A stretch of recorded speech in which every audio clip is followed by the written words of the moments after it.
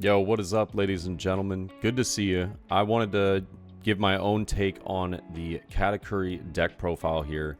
Katakuri is one of the, I would say, arguably the best OP-03 leader that has hit the meta yet. And it's a very strong deck filled with triggers, filled with a lot of survivability, being able to just completely destroy what your opponent had in mind for their turn as well as their following turns, simply because of the flexibility of this deck is pretty wild. But yeah, we're just going to go ahead and get it started, and I want to obviously start with the searchers first because they are some of the most important, if not the most important cards in the deck.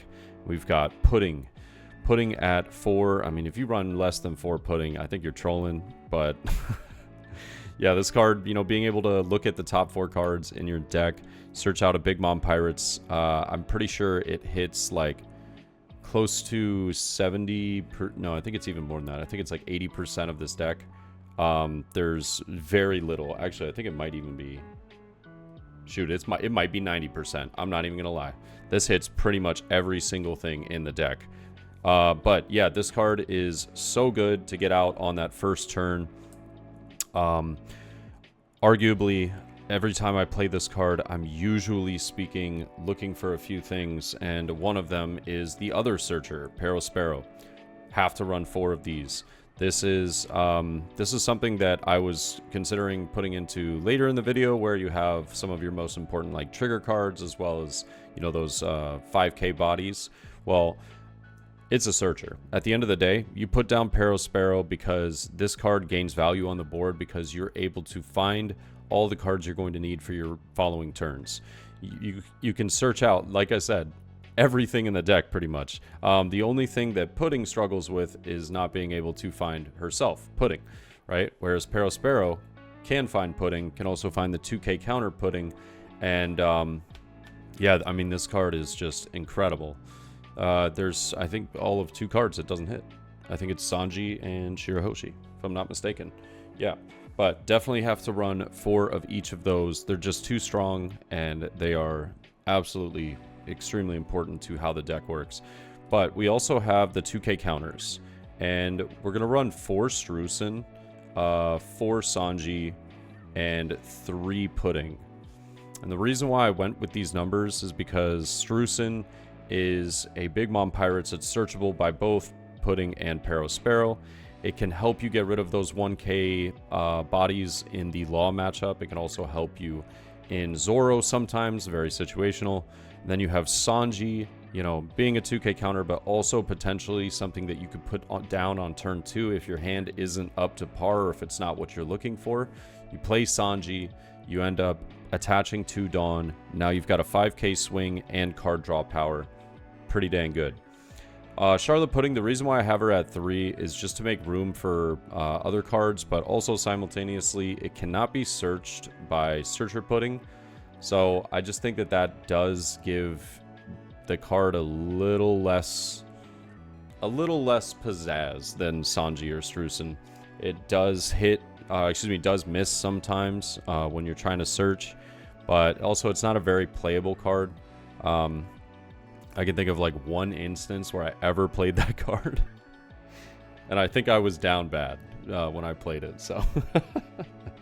But let's go into the 4-cost cards, some of the more important triggers. Obviously, we're going to run 4 Charlotte Crackers. Card's insane, super good to get out of life, and 1k counter, but also being able to use double attack if you're at lower life. That card is super strong. Super strong. And now this is where I make a little bit of an interesting move. I do choose to run 2 Daifukus and 2 Smoothies. I like Daifuku a lot. I want Daifuku like 4 of in my deck, but it just doesn't seem to get it a lot of the times. Like I think I would prefer to have like a card come out of life versus a card that I potentially just put down and either gets blown up in the red matchup, blown up in the black matchup, rested in the green, and I, you know, if I'm lucky enough to get a card draw out of it, I'm very happy.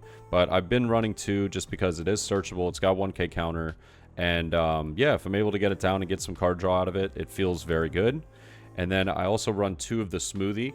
Smoothie has, you know, an incredible ability that being able to add a life card to your hand and then swing for it. This is sort of like a tech against Nami, but it's also just a trigger card to put down a 5k body. Can't really complain about that. But against Nami, where she's not swinging at your life as much, Smoothie is broken. You just play this card, keep adding your life to your hand, and you're just looking good. You're getting resources that help you in the matchup. And yeah, this is how I've been running it personally, is 2 and 2. Now onto some of the sustainability. We do have 4 Brûlée blockers. I shouldn't really have to say much about that. The Brûlée blockers, just, it's so good. Getting it out of life and being able to use leader ability to set it up and put it back to the bottom of your life for a very useful, you know, turn of events at the very end of the game. I mean, this can be a game-winning card right there, game-winning trigger.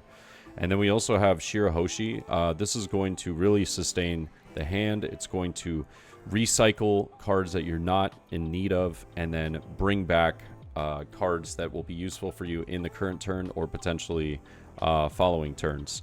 Shirahoshi is so good. I've seen so many people that were like, I'd never even play her. I only prefer to have her in life, so that's why they'll run her at 2 or 3. This card is very playable. It's very playable. It's based on the situation, but you can play down Shirahoshi and the following turn use 8-drop Katakuri, bounce this back to your life, and now you have a extra life, but you also have a trigger to be able to just absolutely recycle everything, get all the resources you need. It just puts your opponent in a really, really tough spot. So I personally love Shirahoshi. And speaking of going into the big cards in the deck, we've got 7-drop Charlotte Linlin. I personally run it at 3. I've seen people run it at 4 or 2, but I think that 3 is the sweet spot. 3 is where this card kind of, it's very easily found. You can see it once, maybe even twice. And if you're going first, I mean, this tends to be a really useful card in a lot of those matchups if you're going first.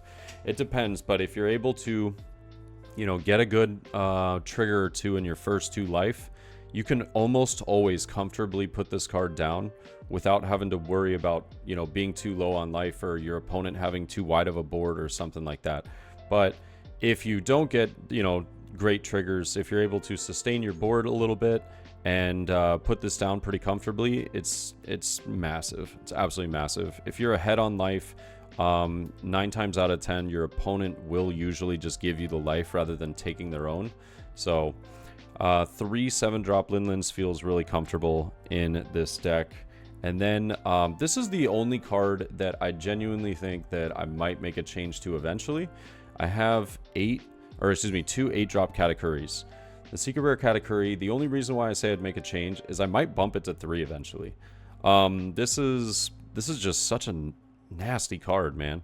Being able to play this and bounce back like Searcher Pudding or Shirahoshi or even one of your 4-drop trigger cards, if you know, just need the extra life, like, it's massive.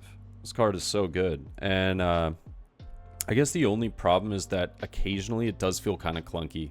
It feels like it's in your hand and it's not really doing much. Like, you'll let 3 turns go by and not really have done much with it, but yet again, very easily discarded through a lot of the triggers and stuff like that. So that's always the mindset to have, is if you're like, the card doesn't really get much use, you can discard it, right? It does have its niche moments where it's very good, though. I would say more times than not, I personally like having it in hand.